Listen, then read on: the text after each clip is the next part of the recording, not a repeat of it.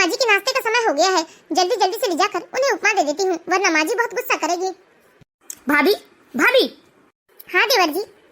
अगर आपसे मेरी माँ की देखभाल नहीं होती ना तो साफ साफ कह दो मुझसे, मैं अपनी नौकरी छोड़कर अपनी माँ की सेवा करूंगा। लेकिन तुम ये अच्छी बहू होने का और माँ की सेवा करने का दिखावा मत करो। देवर जी कैसी बात कर रहे हैं आप? मैं माँ जी की तन मन से सेवा करती हूँ, उनसे कभी कोई छल कपट नहीं करती, बिल्कुल अपनी माँ की तरह उनकी सेवा करती हूँ मैं। बस बस भाभी, वो तो मुझे दिख ही रहा है कि आप मेरी माँ की कितनी सेवा करती हैं। देवर जी आप बार बार मेरी माँ क्यों कहते हैं? क्या मम्मी जी मेरी कुछ नहीं लगती? अगर मेरी माँ आपकी कुछ होती ना तो आप समय समय पर उनकी दवाई, उनका नाश्ता, उनकी हर चीज का ख्याल रखती।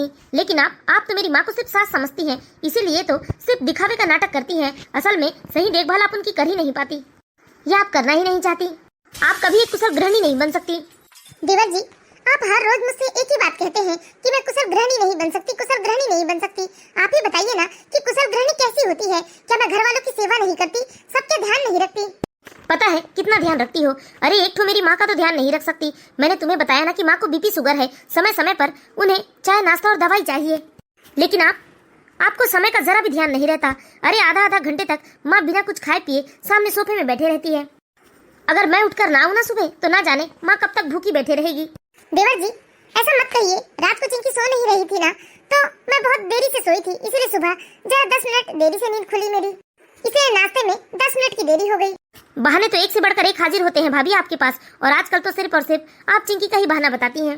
ला दो नाश्ता मुझे, मैं माँ को नाश्ता करा देता हूँ। आप मुझसे कुशल गृहिणी का मतलब पूछती है ना, तो सुन लीजिए, एक कुशल गृहिणी वह होती है जो अपने घरेलू कर्तव्य को बहुत अच्छी तरह से पूरे करती है और घर के एक एक सदस्य के हर जरूरत का ध्यान रखती है, उनकी खुशी का ध्यान रखती है। इसीलिए मैं हमेशा कहता हूँ कि आप कुशल गृहिणी कभी बन ही नहीं सकती, क्योंकि आपको तो अकेले सिर्फ माँ जी की जिम्मेदारी नहीं उठाई जाती। अरे भाभी के भरोसे माँ को छोड़ दूं तो साल भर में ही ये मेरी माँ की जान ले लेंगी। 10 मिनट की देरी के लिए देवर जी ने मुझे कितना सुनाया, कितना लंबा चौड़ा भाषण दिया। अरे मैं घर के सारे काम इतने अच्छे से करती हूँ, सबका ध्यान रखती हूँ। अब क्या करूँ, छोटा बच्चा है मेरा तो थोड़ा बहुत लेट स्लीप हो जाता है। 10 मिनट की देरी के लिए देवर जी ने मुझे कितना सुनाया, कितना कुछ कह दिया कि मैं कुशल गृहिणी नहीं हूँ और ना जाने क्या क्या, कि मैं इनकी माँ को मार दूंगी। अरे एक बार देवर जी ये नहीं देखते कितना छोटा बच्चा है मेरे पास और मैं बच्चे को संभालती हूँ, घर की सारी जिम्मेदारी संभालती हूँ, वो भी दौड़ भाग करके। मेरी कमर में भी कितना दर्द रहता है, लेकिन मैं किसी को शिकायत तक नहीं करती। कोमल, अरे क्या हुआ कोमल, सुबह सुबह तुम रो क्यों रही हो? तुम्हारे मायके में सब कुशल मंगल तो है ना?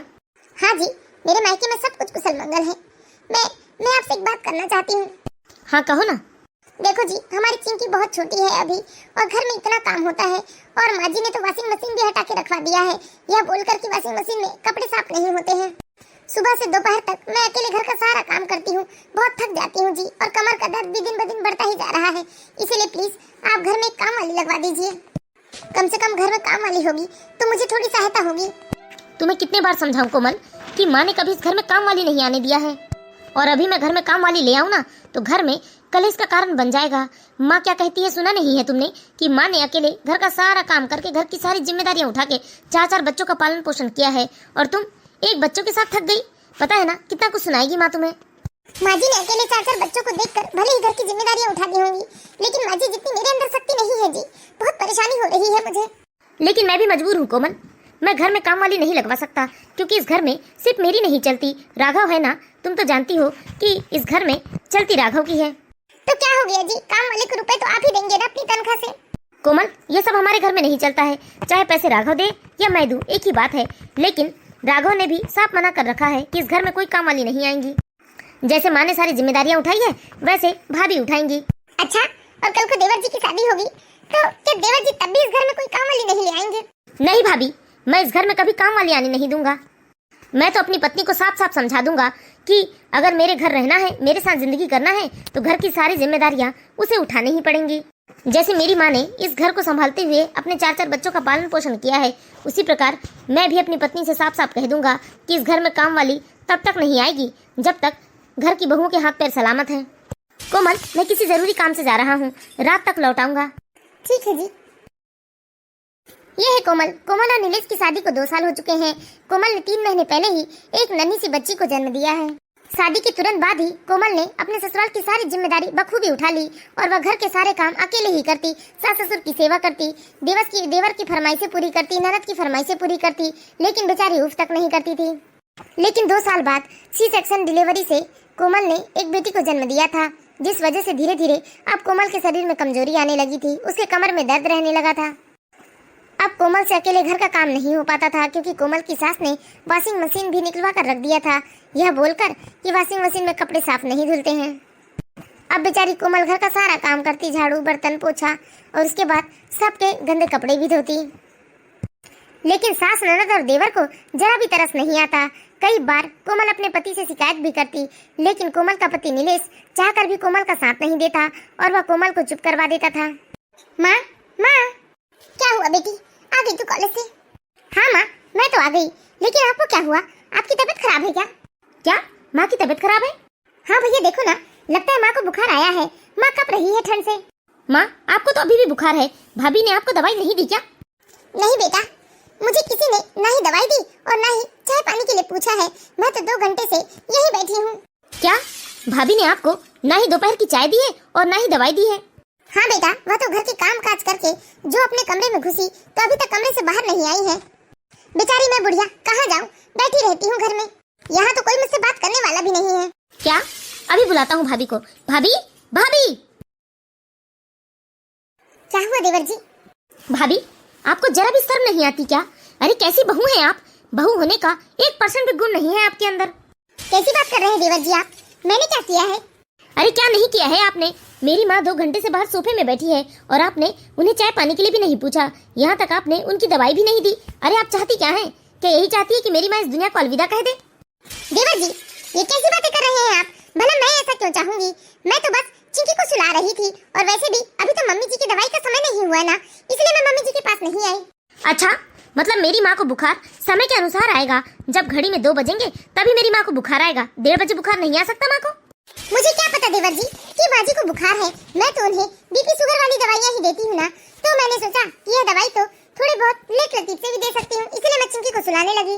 अरे पढ़ी लिखी गवार हो तुम, जो तुम माँ का बुखार नहीं नाप सकती, जान नहीं सकती कि वो बुजुर्ग व्यक्ति इस तरह ठंड से कप रही है तो उन्हें बुखार होगा। लेकिन देवर जी मैं चिंकी को सुला रही थी, मैं कमरे से बाहर आई ही नहीं। यही तो ना, अगर तुम हमारी माँ को अपनी माँ समझती तो कमरे से बाहर जरूर आती। और नहीं तो क्या भाभी, एक बार भी आके आपने माँ को देखना जरूरी नहीं समझा? मैं सच कह रही हूँ दीदी, मुझे मालूम ही नहीं कि माँ जी को बुखार आया है। अब ऐसे बहस करते रहोगी या जाकर दवाई भी ले आओगी? ठीक है देवर जी, अभी दवाई लेकर आती हूँ। राघव अपनी भाभी को बहुत उल्टी सीधी बातें सुनाता है। उधर बेचारी कोमल डरते भागते हुए कमरे में जाती है और वहाँ से जाकर अपनी सास की दवाई लेकर आती है। माँ आप चिंता मत करो, कोई आपका ख्याल नहीं रखेगा तो आपका बेटा है ना, आपका बेटा आपका ख्याल रखेगा। आप चिंता न करें माँ, आपका ध्यान कोई नहीं रखेगा तब भी आपका बेटा आपका ध्यान रखेगा। और ऐसी पत्नी लेकर आऊंगा ना माँ, जो आपकी इतनी सेवा करेगी कि आपको जमीन पर पैर रखने भी नहीं देगी। मैं भैया की तरह कोई भी कचरा उठाकर घर नहीं ले आऊंगा माँ, आप बिल्कुल चिंता मत करें। जब मेरी शादी होगी तो मेरी पत्नी आपके आगे पीछे घूमकर आपकी सेवा करेगी, आपको समय समय पर चाय पानी देगी, दवाई देगी। हाँ बेटा, एक तेरा ही तो आस है मुझे, बस तेरी और गुड्डी की शादी कर दूं, फिर मैं भी गंगा स्नान करके तेरे पिताजी की तरह तीर्थ यात्रा पर निकल जाऊंगी। हाँ माँ। माँ, पापा को गए 1 महीने हो गए हैं, अब तो पापा अपनी यात्रा पूरी करके लौट कर आ भी रहे होंगे। लेकिन माँ, अगर आकर पापा आपकी ऐसी तबीयत देखेंगे ना तो वह भाभी के ऊपर बहुत गुस्सा करेंगे कि भाभी ने आपका बिल्कुल भी ध्यान नहीं रखा। अरे हाँ गुड्डी, गलती हमारी ही है जो हमने अपनी माँ की देखभाल किसी और के हाथों पर सौंप दिया है। अरे हमें ही समय निकालना चाहिए और अपनी माँ की अपने सामने से देखभाल करनी चाहिए। हाँ भैया, सब गलती हमारी ही है, बस आप जल्दी से शादी कर लीजिए और हमारी छोटी भाभी को माँ की सारी जिम्मेदारी सौंप दीजिए, क्योंकि छोटी भाभी ही माँ की जिम्मेदारी निभा सकती है। क्योंकि आपको माँ से ज्यादा प्यार है ना, तो छोटी भाभी को भी माँ से प्यार होगा। यहाँ तो बड़े भैया को भी ज्यादा माँ से मतलब नहीं है और बड़ी भाभी को भी मतलब नहीं है। हाँ हाँ गुड्डी, तू देखना, मैं ऐसी लड़की से शादी करूंगा ना जो मेरी माँ को जमीन पर पैर नहीं रखने देगी। अरे हाथ में लाकर चाय पानी नाश्ता सब कुछ देगी, यहाँ तक समय समय पर दवाई गोली भी लाकर देगी। सारी दुनिया देखते रह जाएगी मेरी पत्नी को। लेकिन बेटा, तू तो चाहेगा कि तेरी पत्नी तन मन से तेरी माँ की सेवा करे, पर वो सेवा करने से मना कर देगी तो तू क्या करेगा? अरे नीलेश ने कुछ कर पाया क्या? कोई कुछ नहीं कर सकता। सब शादी के बाद अपनी पत्नी का ही पक्ष लेते हैं और पत्नी का गुलाम बन जाते हैं। अरे माँ, अगर मेरी पत्नी ने जरा भी नखरे किए या ना नुकुर किए ना तो सीधे 4 जूते मारकर उसे उसके मायके भिजवा दूंगा। लेकिन मैं उसके नखरे नहीं सहूंगा जैसे भैया ने सह लिए। हाँ भैया, पत्नियों को ना शुरू से सिर में नहीं चढ़ाना चाहिए। कोमल बाजू में खड़ी अपने देवर और ननद की सारी बातें सुन रही थी। उसे देवर और ननद की बातें एकदम तीर की तरह चुभ रही थी, लेकिन वह फिर भी किसी से कोई सवाल जवाब नहीं करती और अपने आंसुओं को पोंछते हुए चुपचाप रसोई में जाकर सबके लिए खाना बनाने लगती है। इसी तरह देवर और ननद के ताने सुनते सुनते ससुराल में और 2 साल बीत जाते हैं कोमल के। चिंकी भी 3 साल की हो जाती है और इधर कोमल दूसरी बार गर्भवती हो जाती है, लेकिन पहली डिलीवरी में सही देखभाल न मिल पाने की वजह से और घर का अधिक से अधिक काम अकेले करने की वजह से बेचारी कोमल के कमर में बहुत दर्द बना रहता था और डॉक्टर ने भी उसे बेड रेस्ट के लिए कह दिया था। सबकी कड़वी बातें सह सुनते सुनते अब कोमल का मन भी कड़वा हो गया था अपने ससुराल के प्रति से। अब वह मन ही मन में ठान चुकी थी कि अब उसे अपने लिए जीना है, अपने बच्चों के लिए जीना है। अब वह किसी के ताने बर्दाश्त नहीं करेगी, यह फैसला मन ही मन में कर चुकी थी।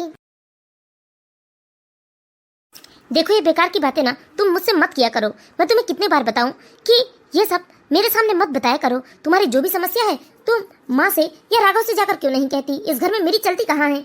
मैं आपकी पत्नी हूँ, आपकी जिम्मेदारी हूँ। फिर मैं देवर जी से जाकर अपनी समस्या क्यों बताऊँ या मम्मी जी से क्यों बताऊँ? मेरी समस्या का हल आप कीजिए ना। मैं आपकी जिम्मेदारी हूँ, मैं आपकी पत्नी हूँ।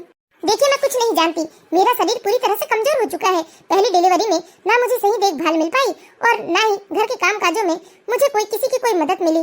मैं एक तो सीजेरियन डिलीवरी हुई थी मेरी और 2 महीने बाद ही मैं घर के भारी से भारी काम करने लगी, इसलिए मेरे कमर और पीठ में दर्द बना रहता है और डॉक्टर ने भी साफ साफ कह दिया है कि मुझे बेड रेस्ट की जरूरत है। या तो आप इस घर में कोई काम वाली लगवा दीजिए या फिर मुझे कुछ दिनों के लिए अपने मायके जाने दीजिए। मैं वहीं जाकर आराम कर लूंगी, लेकिन अकेले तो अब मुझसे इस घर का काम नहीं हो पाएगा। अरे आप समझती क्यों नहीं? मैं आपकी पत्नी हूँ, क्या आपको मेरा दुख दर्द दिखाई नहीं देता? ऐसी बात नहीं है कोमल, लेकिन इस घर में मेरी चलती नहीं है ना। तो चलाइए ना, चलाइए, या मुझे ऐसी जगह लेकर चलिए जहाँ आपकी चलती हो, जहाँ मैं सिर्फ और सिर्फ आपकी जिम्मेदारी हूँ। क्या कहना चाहती हो कोमल? कोमल तुम मुझे अपने परिवार वालों से दूर करना चाहती हो? मैं दूर नहीं करना चाहती जी। आपने कहा ना कि इस घर में आपकी नहीं चलती, तो फिर मेरा कहना ये है कि आप इस घर के बड़े बेटे हैं, फिर भी आपकी नहीं चलती। इसका मतलब आपने अपना ऐसा ही बना कर रखा है। वहीं देवर जी इस घर के छोटे बेटे हैं, लेकिन उनकी चल रही है। तो आप अपना ऐसा कोई संसार बसाइए नया जिसमें आपकी चलती हो और जहाँ मैं आपकी बात सुनूं, आपकी लिए करूँ, आप मेरे लिए सोचें। अरे एक साथ रहने का फायदा ही क्या है जब कोई किसी के दुख दर्द के बारे में सोचता ही नहीं। आप अभी भी फैसला कर लीजिए, क्योंकि ज्यादा समय नहीं हुआ है। अगर बच्चा नहीं रखना है तो अभी हमारे पास ऑप्शन है, लेकिन मैं अकेले घर की तो जिम्मेदारी नहीं उठा पाऊंगी। ठीक है, कल मैं माँ और राघव से बात करके बताता हूँ कि क्या करना है। हे भगवान, कैसा आदमी है ये? अरे इसे बच्चा रखना है या नहीं, ये अपने बच्चे के लिए भी अपनी माँ या अपने भाई से पूछेंगे। मुझे समझ में नहीं आता इस घर में कैसी हमारी जिंदगी होगी और क्या हमारे बच्चों का भविष्य होगा।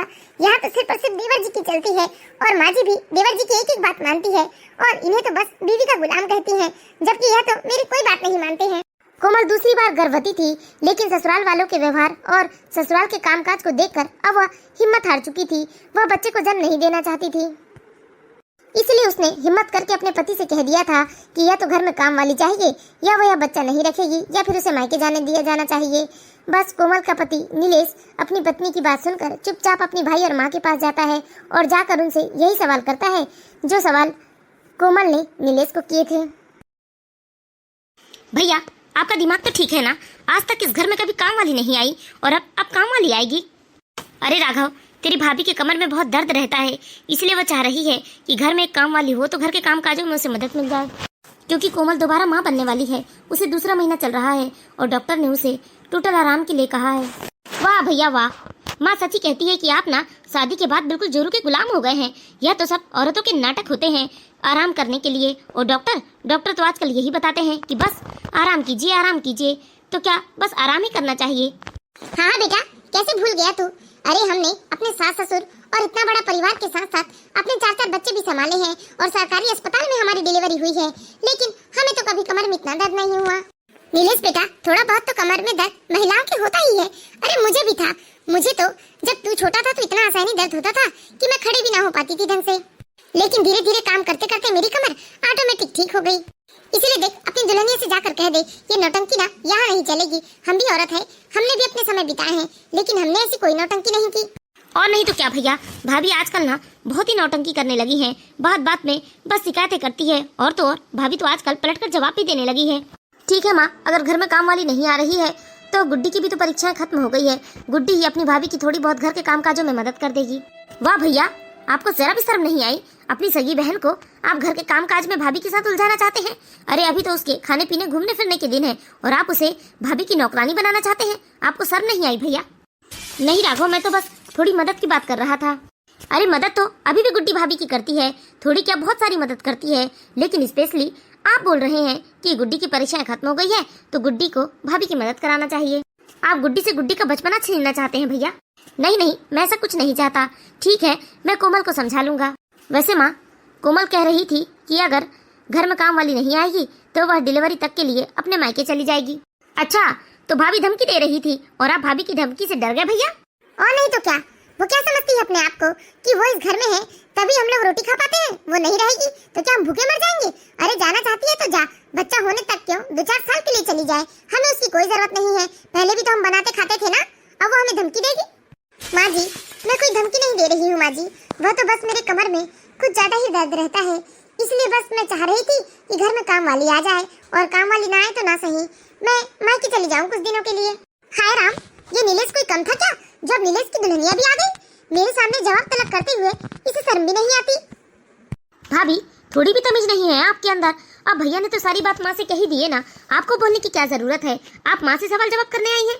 नहीं देवर जी, मैं किसी से कोई सवाल जवाब नहीं करने आई हूँ, बस मेरे कमर में बहुत दर्द रहता है, इसलिए मैं चाहती हूँ कि घर में काम वाली आ जाए, और काम वाली नहीं आए तो कुछ दिनों के लिए मुझे मेरे मायके भिजवा दिए जाए। माँ, मैं तो कहता हूँ कि भाभी को 2-4 सालों के लिए मायके ही भिजवा दीजिए आप। अरे और नहीं तो क्या बेटा, बस तू ना अब जल्दी से उस लड़की से शादी कर ले जिसे तू पसंद करता है, फिर देख मैं इसे 2 साल क्या 10 साल के लिए भिजवा दूं, ये ना भी आए ना तो भी मैं अपनी गृहस्थी खुशी खुशी चला लूं।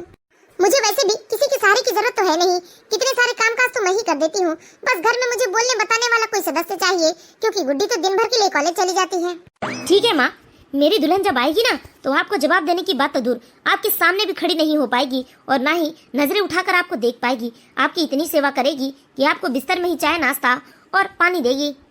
ये समझ लो माँ कि आपको जमीन में पैर रखने नहीं देगी, क्योंकि मैं आपकी बहुत परवाह करता हूँ, भैया की तरह नहीं जो सिर्फ और सिर्फ अपनी पत्नी की ही परवाह करे। मैं अपने माँ और बहन की बहुत परवाह करता हूँ और उनके लिए कुछ भी कर सकता हूँ, और जरूरत पड़ने पर मैं जिसे इतना प्यार करता हूँ उसे भी घर से धक्के मार कर निकाल सकता हूँ। तो ठीक है बेटा, देर किस बात की है, हम लोग लड़की वालों से मिलकर जल्दी ही तुम्हारी शादी का मुहूर्त निकलवा लेते हैं।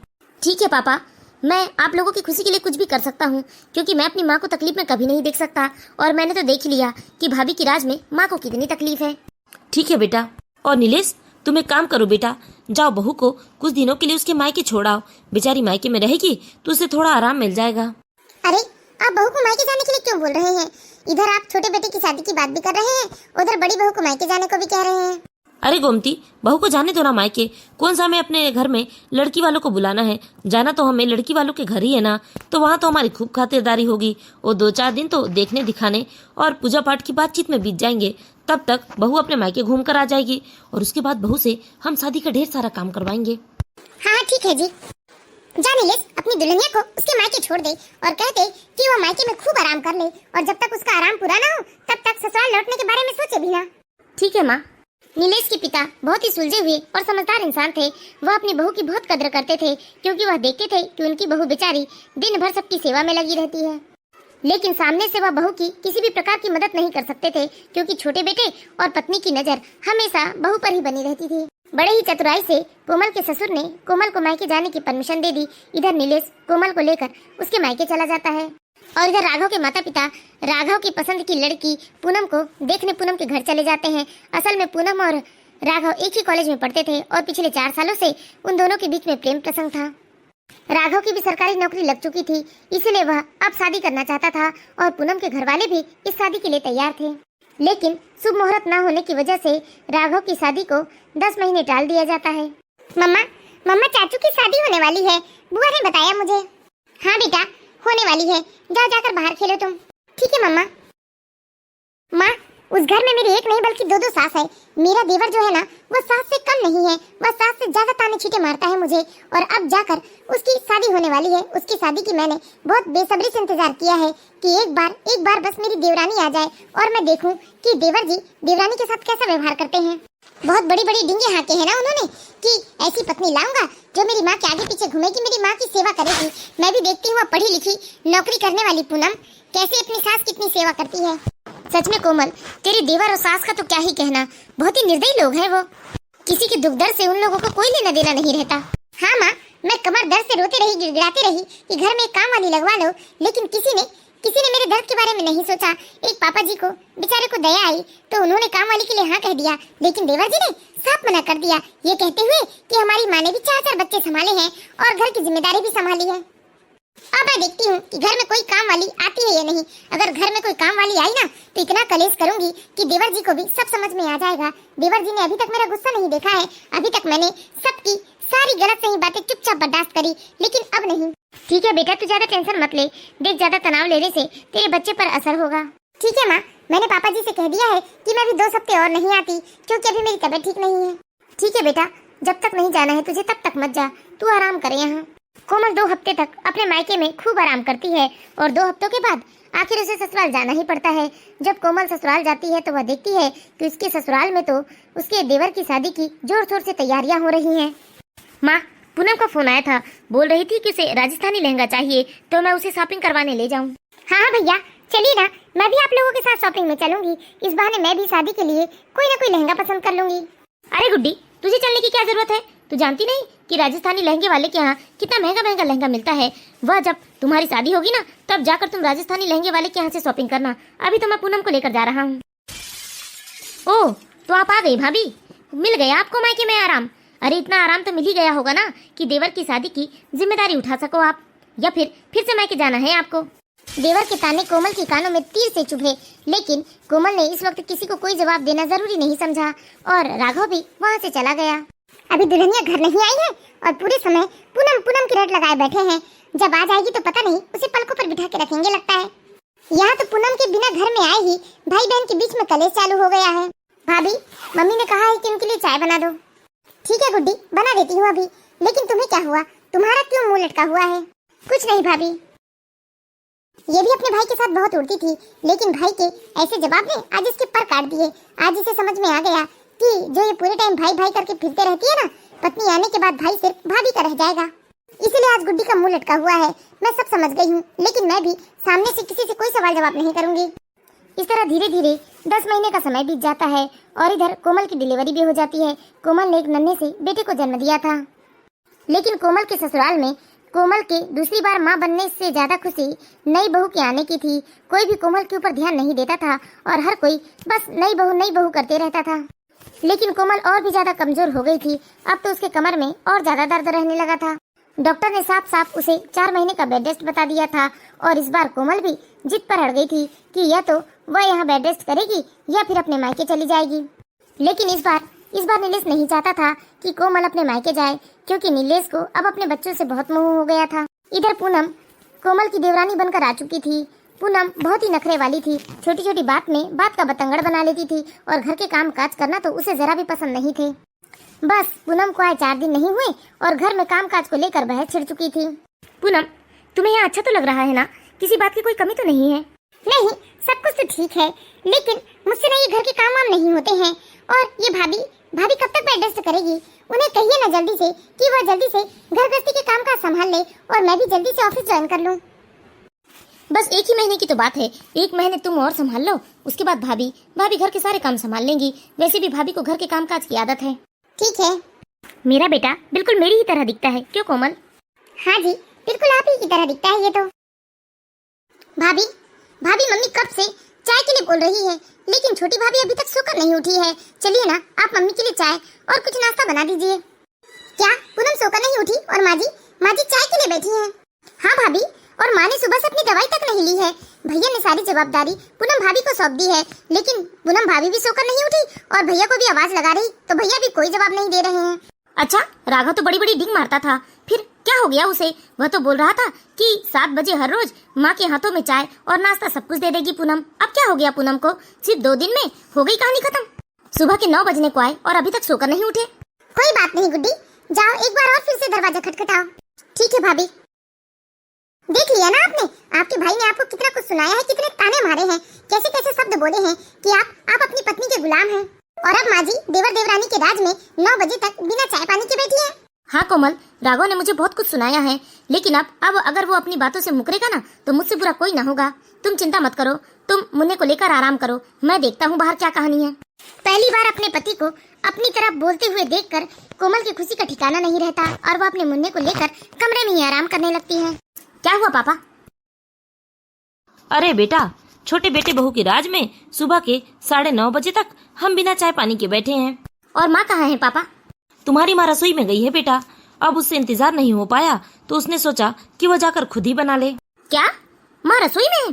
राघव, राघव! अरे क्या हुआ यार भैया, सुबह सुबह क्यों इतना शोर मचा रहे हो? कहाँ गई तेरी बड़ी बड़ी बातें? सुबह के 9:30 बजने को आए और अभी तक माँ बाबूजी बिना चाय पानी और दवाई गोली के बैठे हैं। कहाँ गई तुम्हारी बड़ी बड़ी बातें? बहुत बड़ी बड़ी बातें करते थे ना तुम।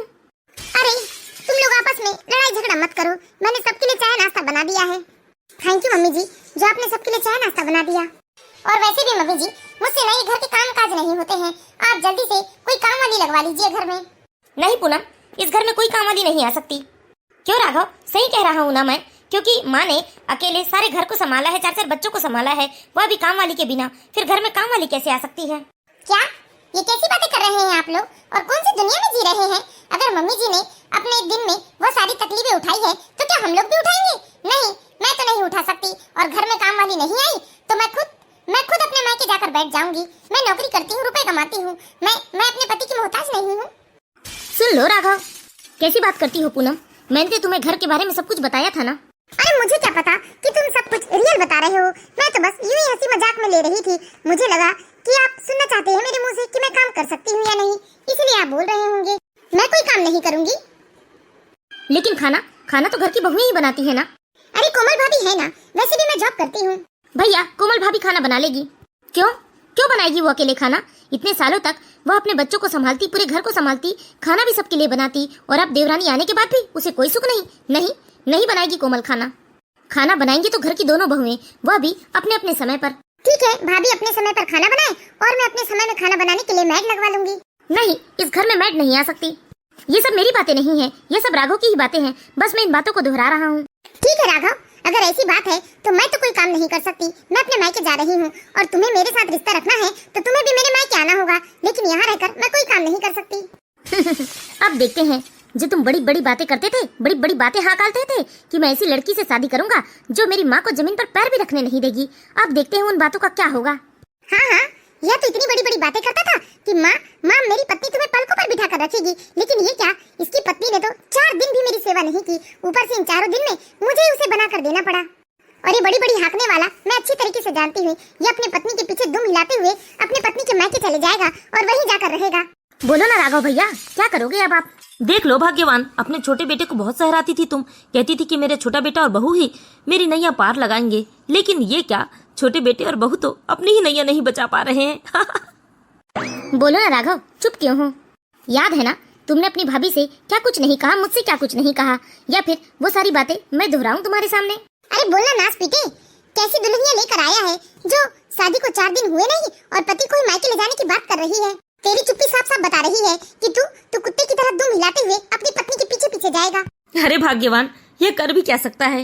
अरे पापा जी, ऐसा मत कहिए, देवर जी तो कुछ भी कर सकते हैं। याद है ना आपको, उन्होंने कहा था कि अपने माता पिता की सेवा के लिए अगर कोई लड़की उनके माता पिता की सेवा नहीं करेगी तो अपने पसंद की लड़की को भी लात मारकर यहाँ से बाहर निकाल देंगे।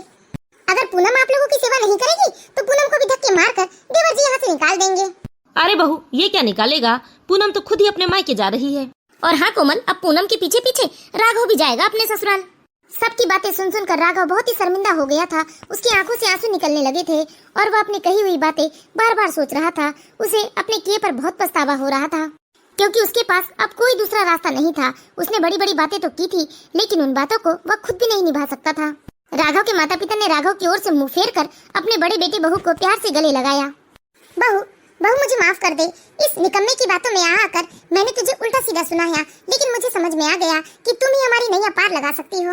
और हाँ बहू, अगर तुम घर के कामकाज नहीं कर सकती तो कोई बात नहीं, मैं आज ही काम वाली लगवा रही हूँ घर में, और एक टाइम का खाना भी मैं खुद ही बनाऊंगी और दूसरे टाइम के खाना बनाने में तुम्हारी ननद गुड्डी तुम्हारी मदद करेगी।